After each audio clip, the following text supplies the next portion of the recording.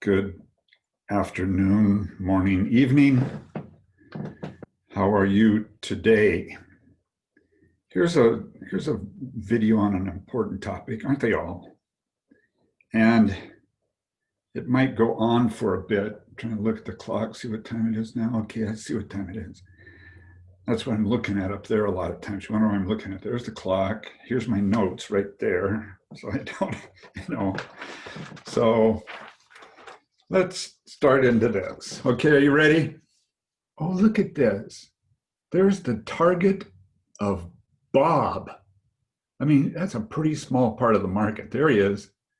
There's Bob, okay? So what are we looking at here today? We're looking at target markets and market segmentation. Remember our two major areas of marketing decision-making, target market decisions and marketing mix. And so this is getting deep into, well, as much as we're going to in principles of marketing, into the idea of target markets and some things to consider there.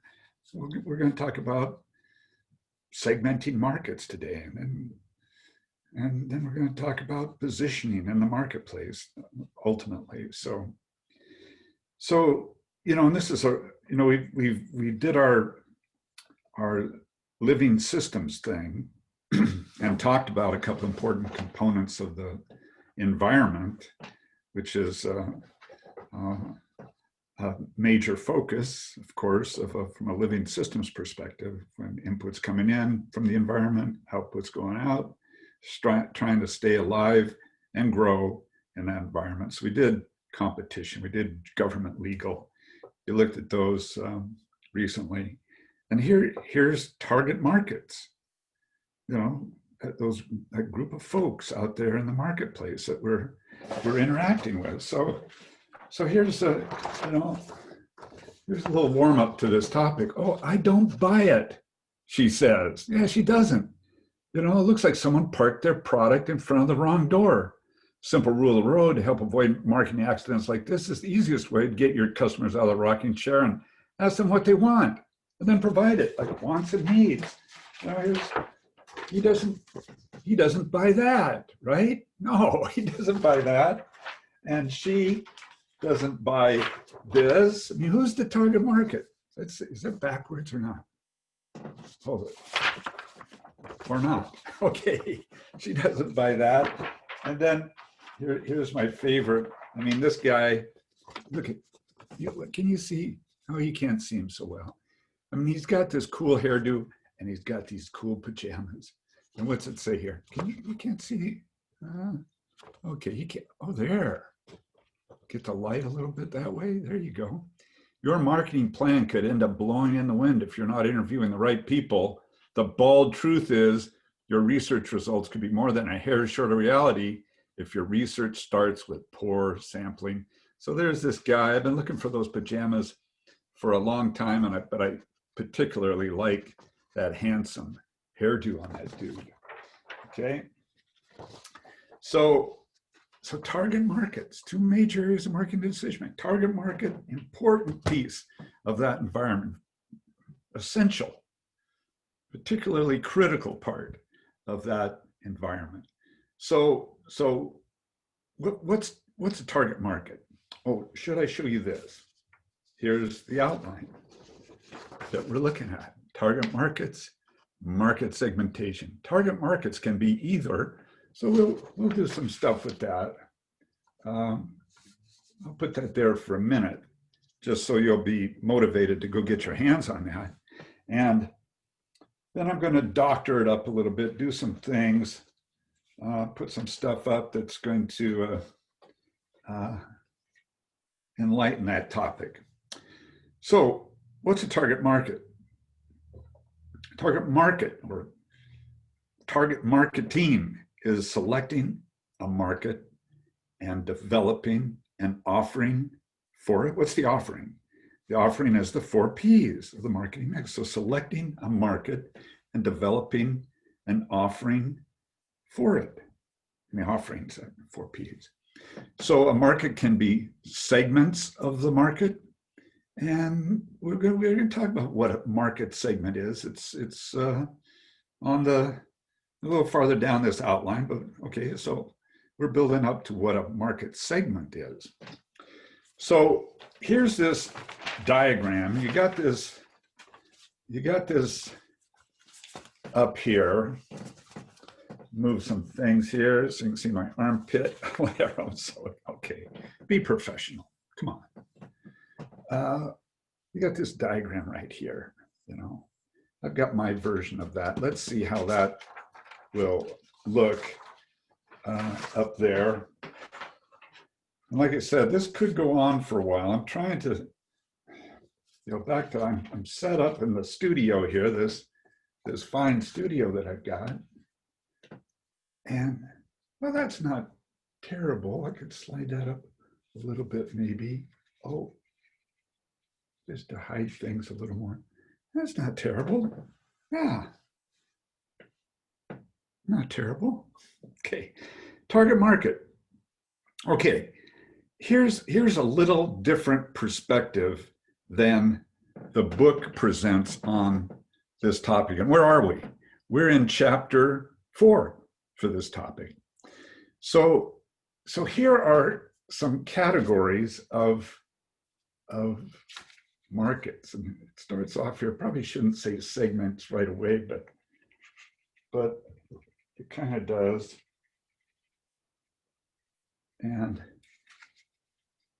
pull it down here so you can see these labels. There they are. I don't know if this whole thing's going to fall apart, but okay, let's turn this, not that. Here's some, okay, these are abbreviations, of course, to make it more exciting. So there's all target markets. And one of the things I do that's a little different from the textbook, and you can see this in the outline, it says undifferentiated,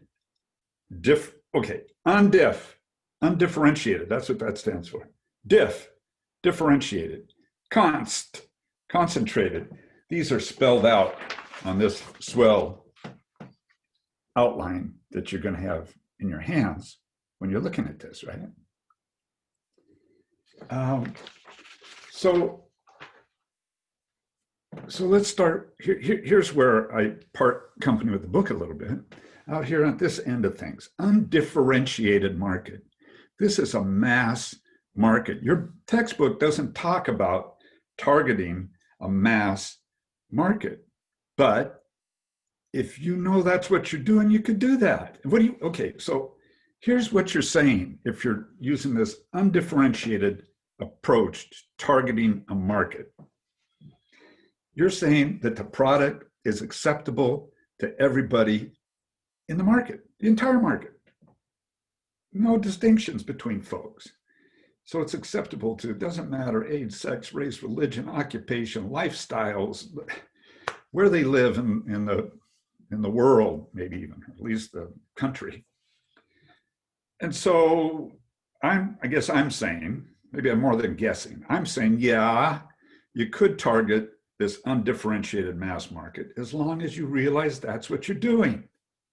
The book doesn't say that, but yeah, as long as you realize that's what you're doing. So you're focusing on what folks have in common. You focus on commonalities, you don't consider differences, and that may be okay as long as you realize that's what you're saying. And not too many do that. Okay, back to the marketing concept perspective, determining needs and wants, it's a little hard to pin that down when you got this mass group of folks. It's a little easier when you break that mass down into some identifiable pieces. But back in history, some examples. How about the Model T? Looking at automobiles, the Model T, any color you wanted, as long as you're kind of fond of black. I mean, just cranking it out. That production orientation, that production philosophy might work. This mass approach might work in that kind of a market situation. And maybe today, maybe it's like, I don't know, Intel or AMD producing chips for computers. Maybe. Here's one that was back in history. for like the first 50 years of Coca-Cola, something like that. I got an overhead, I'll show you a little bit. First 50 years, it was mass. It was one product for the whole market. It was one size of bottle. This is an 8-ounce bottle. It was a little 6-ounce bottle, okay? So Coke did it years ago. Old Coke, one product, one size. There it is. For years, 50, 60, I forget. Well, I'll show you, okay? So that's the undifferentiated mass approach. You can target that as long as you know that's what you're saying. Then, if you move to these two approaches here, differentiated and concentrated, then you're segmenting the market. And if you look in the middle of your outline, I'm looking at the middle of mine, the middle of your outline, it says, if you're pursuing one of these approaches, you're going to be segmenting the market. What's segmentation? It says it's dividing the market into distinct and meaningful groups, or aggregating individuals together into groups. Okay, that's what the book says. Okay, there's a little difference. I'm saying you're looking at the market and you're breaking it up into pieces. The book says you're looking at the market and you have some variables, you're going to bring them together into those chunks. Well, whatever. You're coming up with groups in the marketplace. So what's segmentation? You're dividing the market into distinct, meaningful groups that warrant separate products and marketing mixes. Maybe you just say marketing mixes. It says products or marketing mixes, but okay. I get why it says that, but you're coming up with unique items, that offering, the 4 Ps, where you hand that out to the marketplace, and maybe products, broken out separately from the 4 Ps, maybe. So that's what segmentation is. It's defined there in the middle of your outline. Don't go off camera. That's not professional. I need, you might think I'm just flying by the seat of my pants on this. There's the director, there's the diction coach, making sure I enunciate. There's the makeup artist, making sure I don't have too much glare. They're all in here. They're all in the studio, helping me be a professional. I need a lot of help. Okay. So production orientation maybe would work best there. Here we've got breaking the market down into segments, chunks. Now we're getting more like marketing concept orientation, that philosophy. So what's a differentiated approach to target markets? The idea here is that you're trying to satisfy varying needs of multiple parts of the market. You're trying to satisfy varying needs and wants of several segments of the market. Okay, you're pursuing multiple segments. And some examples, how in the car industry, I said Henry Ford in the Model T. How about when General Motors started to make inroads into Ford? And what was the slogan? I think Sloan was the CEO back then, 1930s, sometime in there. The slogan was, we have a vehicle for every price. Hold on, no. Purse, purpose, and personality. What does that mean? We had a vehicle. That was General Motors, and they had all these different. What did they have? They had Buick, they had Oldsmobile, they had Chevrolet, they had Cadillac, they had Pontiac, all under the umbrella, under the GM umbrella. And the idea was they were pursuing multiple parts of the market. When you think about every purpose, personality, and they had some, they had a car that was kind of close in to what you wanted because they had all these separate offerings that they're handing out there to the marketplace. So yeah, I mean, that was General Motors back in the day when it started making inroads against Ford. Here we're talking about, so we're doing cars and I don't know if you caught that. We're doing cars and soft drinks. cars and soft drinks. Here's cars. You did cars, General Motors. Here's soft drinks.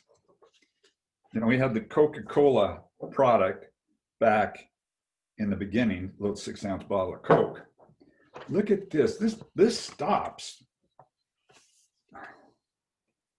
God, this stops a few years ago. So I don't know. You could fill it in for me. Check this out. This is Coca-Cola. We got the six. Okay, there it is. 6.5-ounce bottle. Almost a sold product till 1954. I mean, Coke came into existence before the turn of the century, so it was 50 plus years. One product, undifferentiated mass approach, and that was their only product. But then look, what do we got? We've got different sizes. Does that say 3 liters? God, I've never, right there. Oh, hold it, which hand? 3 liters, that's a huge. We got returnable and non-returnable. We got flavors. We got Fanta, Tab, Mr. Pibb, Mellow Yellow. Is that around? Cherry Coke. We got diet and undiet. We got different. Mellow Yellow is low on carbonation. And then we go down here. But this kind of ended like 30 years ago, probably, with Classic Coke and New Coke, Minute Maid orange juice. What's the latest from Coke? So this is a differentiated approach. Multiple products for multiple parts of the market. You know, they got Dasani raw water. They've got, what else they got? They got vitamin water. Is that what that's called? I think that's a Coke product now. Bought them out. What's the latest Coke stuff? You know, here's one. Maybe I'll show you. Okay, I'll show it to you. This is something they tried. We'll talk about test markets. This was test marketed in Spokane. Coke Black. What's that? Well, it was test marketed in Spokane and other places, and apparently didn't do what Coke wanted it to. It was Coke and coffee. Okay. It must not have done what it should have. I think maybe, God, Pepsi come out with something now? This was 5 or 8 years, I don't know how many years ago it was. I think maybe Pepsi has a product now kind of pursuing this. Pepsi and coffee. Okay, but what's the idea? Multiple segments of the market pursuing a whole bunch of different pieces of the market with the offerings you're providing to it. And then the concentrated approach. This is selecting concentrated. This is the niche market approach. This is selecting one specific segment of the market and zeroing in on it. Maybe your resources kind of guide you to that, okay? You know, you don't have Coca-Cola's resources to pursue everybody. So you zero in on a piece of it. And so think about cars, Bentleys, something. I don't know if Tesla, you wouldn't put Tesla, maybe. You know, but this niche, this piece of the market, not one for everybody, but for this little, we're targeting in on this chunk of the market. We've identified this piece, highly segmented market. Let's look at that. Let's look at the whole overhead here. That's what this is kind of what this is conveying. This is from unsegmented up here to highly segmented, kind of sliding along this continuum, highly segmented out there that this concentrated in. So for okay, automobiles, Bentley, maybe Tesla, I don't know. Let's say Bentley. How about, did I disappear off the screen? The producer just gave me this. Quit it, cut it out. Okay, I'll have to direct, you know, whatever. How about this? What if you decide to target the health market or maybe the diabetic market with your soft drink? You know, so here we got Dr. Becker from Blue Sky, you know, natural sodas. And that's pretty concentrated. Or Knudsen's or some other soft drink manufacturer that's kind of zeroing in on a piece like the health market or the diabetic market, something like that. Zero in on those folks, okay? So here's one of my favorite, how can I do this next deal? Okay. And here, I'll mention this when I'm done. Let me show you, how am I going to do this? I kind of had an idea before I sat down here, but now I'm getting confused. Maybe what I do is pause the camera. Thank God for that. And I can do that when I'm doing this recorded stuff. Here's a summary in pieces. It'll just magically appear up here. Here's an undifferentiated mass market strategy, the organization's single marketing mix for a mass market, the whole market. Okay, that's that approach. This kind of summarizes this up, you know, like Henry Ford Model T or Coca-Cola in the old days, or maybe Intel, those folks today. Then we've got the multi-segmentation approach is what it says here, but that's the differentiated strategy. And here it shows the organization's several marketing mixes for multiple segments of the market, like Coca-Cola today,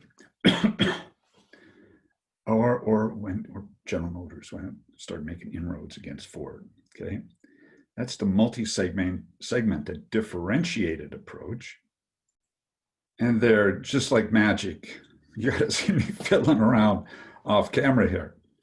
Just like magic, there's the concentrated approach, that single marketing mix for just one piece of the market. And it's like the diabetic soft drink market or health market, or for automobiles, I'm throwing out Bentley as an option there. Okay. This is one of my very favorite overheads of the whole semester. I'm glad I could assemble it up here with paper clips and everything, so you could see this, because I think it's a wonderful thing. You get something like this, okay? Like on page 93, exhibit 4-3, maybe 94, exhibit 4-5, gives you something like this, okay? And it looks, it's not as beautiful as this, okay? But just to link it up with the textbook in a spot. So move this back a little bit so we can talk, have a little chat. If you look on your outline, one of the next things it says is, why segment a market? Why do that? And it's got 4 items there. I'm going to give you a bonus one. I mean, think about it. What are the benefits of segmenting a market? Let me just look here, make sure I haven't left off something important. I gave you those page numbers. Good. I'm on top of things a bit. Yeah, okay. So what are the benefits? Why segment markets? Number 1, am I going too fast? Slow down. Number 1, you know your customer better. You know their needs and wants. You know, that need-based idea, okay? So you know your customer better, therefore, number dos, I think that's 2 in a foreign language. Number 2, you could apply the marketing concept better. Back to the idea of zeroing in. You're focusing on a part of the market there. It's like the focus of the marketing concept. You're zeroing in on those folks. So number 1, you know the customer better. Number 2, you can apply the marketing concept better. They got that focus. Number 3, you could identify potential customers more accurately and easily because you've specified who you're dealing with, who you want to engage in that exchange with. You've specified that. Now, who else meets those criteria? We've identified your market. So who else? The potential customers. Who else fits into that category? The categories you come up with. So you can identify customers better. So number 4, after knowing the customer, applying a marketing concept, identified potential customers. Number 4, what do you think? maybe you're going to be more profitable if you're for profit, or engage in more exchanges, whatever you want, whatever kind of organization you're in. So being more profitable if you're for profit. And here's a bonus, fifth one. You could maybe identify direct competitors better, because who else is serving that part of the market, that segment that you are pursuing? Okay, so those are some benefits, and if you need to replay those, you could do that, and see what I said there. You know, the notes, the outline also says how to decide I should segment. And this is just in passing, okay? How do you decide if you should segment?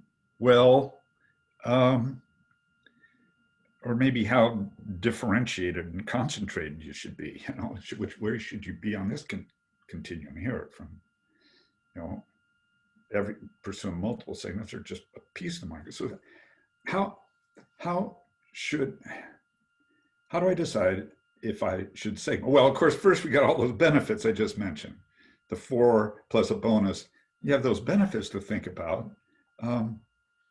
So yeah, something to consider.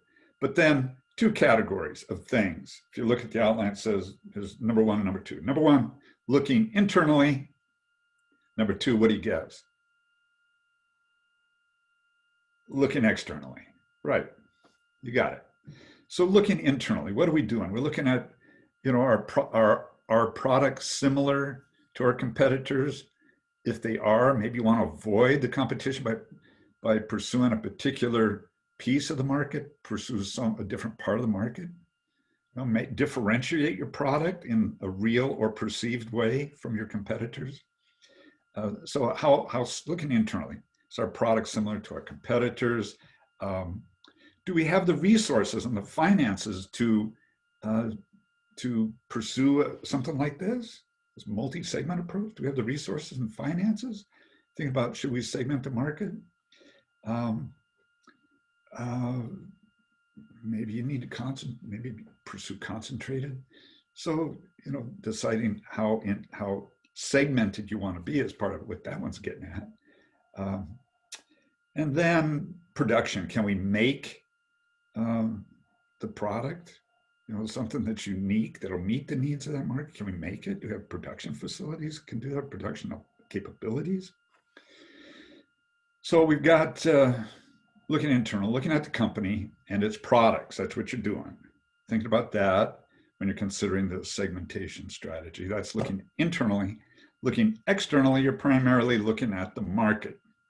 So looking externally, thinking about, what stage of its life the product might be in. I mean, if it's in an early stage, maybe you want to, you know, be more mass approach. Maybe if it's more mature, you got to adjust and adapt because it's more competitive. You got to pursue a more focused approach. So life of the product, where it is, competition, what are they doing? If they segment, maybe you should, because they're trying to take care of some folks pretty well. And maybe you ought to find your group that you're going to take care of. And then how about looking externally? How about, are your customers, are the customers of this product satisfied? And maybe they need something more specific to their needs. It's not, you know, it's not adjusted to their needs very well. And so looking externally, you know, looking at the life of age of the product, competition, looking at satisfaction of the consumers, how satisfied they are. And then maybe another thing to think about looking externally, is there a segment out there that will respond in a unique way to what you're offering? I'm leading up to the next item here, actually. Is there a part of the market that's going to respond in a unique way? You know, you know, why break them out if they're not going to respond, you know, if they don't have the potential of responding to a new unique offering that you're making to them, the way you put those 4 P's together. Okay, so that's moving down that outline a ways. Let's see. Let me clean things up here a bit. So here we got, here's where we are now. You know, we did why segment markets, and then how to decide if you should. Well, I got all those benefits of why, but then you can look internally, externally. And then down here, criteria for a viable marketing segment. This is like on page 95 of your book. Here's my version of it. Okay, so that's criteria for a viable marketing segment.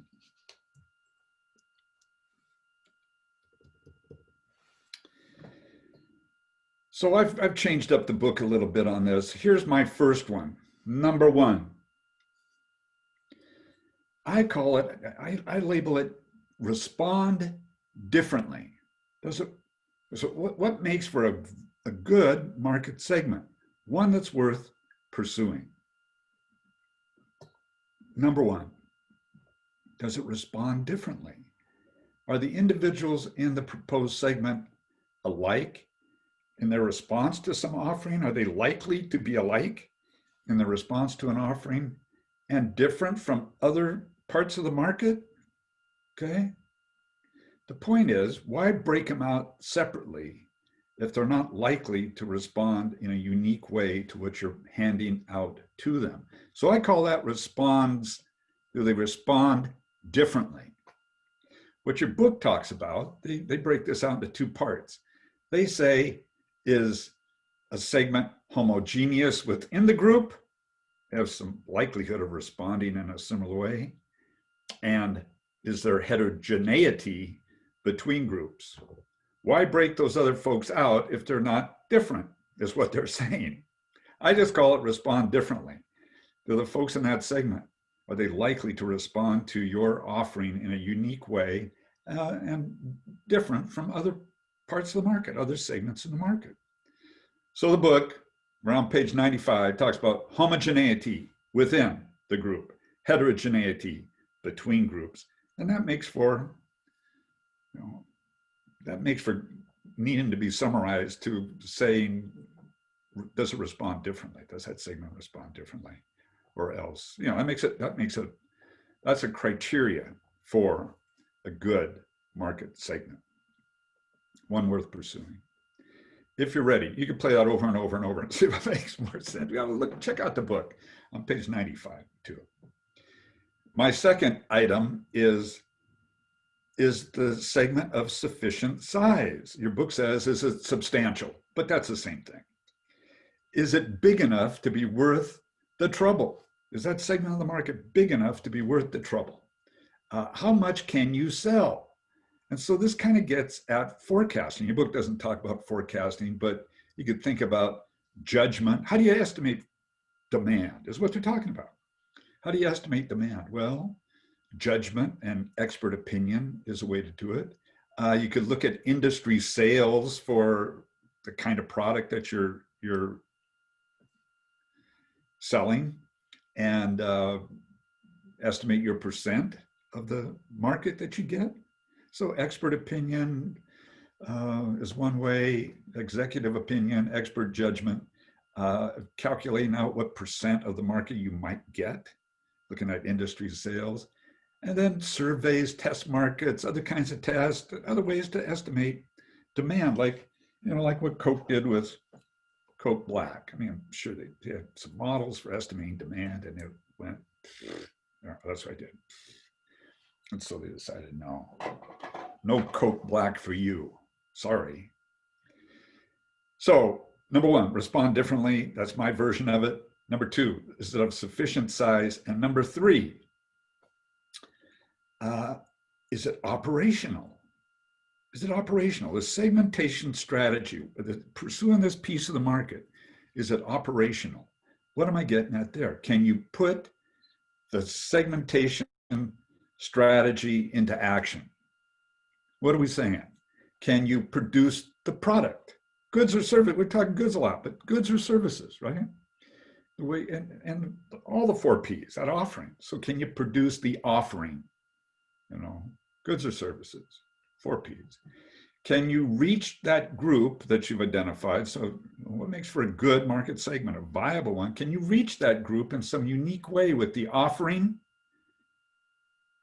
getting it into their hands, and with promotion, communication? So can you, so that you're under operational, can you reach that group in a unique way? Getting the product into their hands, getting them get the thing, and communication, talking to them. Can I talk to that group in a unique kind of way? Connect to that group. And then a third thing that makes a segmentation strategy viable, a segment viable, okay, is are there, under operational, another thing under operational is, are there variables you can use to specify who that group is? Are there variables you can use to specify who's in that segment? Okay, so what makes for a viable market segment? It responds differently. Homo between, homo within, hetero between, sufficient size, enough demand. Number 3, can you put it into action? Make the product, communicate with that part of the market, identify that market on some variables, which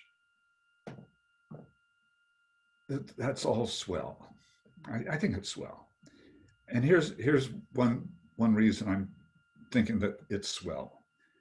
Right there underneath that topic, what does it say? Criteria for a viable market segment. You could draw a line right there and tell yourself that's where the mini test ends for lecture outlines. Kind of, I'm saving these 4 down here, these 4 items down here, and maybe I'll put them in the next. I'm gonna sit here. I'm gonna cut this video off, and then pick up on that this topic at the bottom down here. But right here, under criteria for a viable marketing segment, that's the last piece of an outline you need to check out for the mini test. Okay? You're welcome. I don't know if do I need thanks for that? I don't know if I need thanks for that. I'm gonna shut this one off and start again. What I'm going to do next is look at variables used to segment markets. We're going to take a little trip. It's a little entertaining kind of thing. I'm going to show you some samples of variables under 4 categories of segmentation variables. Okay. And that kind of comes right off of the idea of operationalizing. Are there variables you can use to segment the market, to identify that group? That's next. And that's the first topic on some test off to the future. Okay, I can just keep chatting and chatting, but that's it for this video. And there it is.